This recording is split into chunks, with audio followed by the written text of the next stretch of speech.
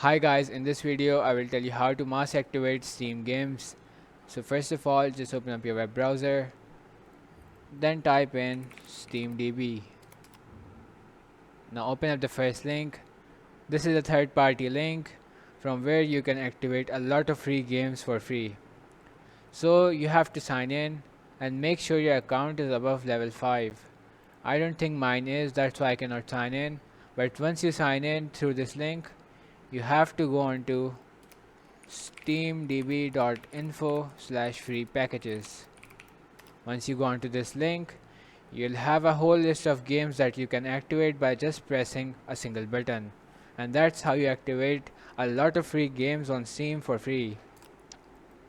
Now make sure you can only activate 50 games per hour. So it will take a lot of time to activate all of the free games that have on this website. I hope this video helped you guys. Make sure to leave a like and subscribe.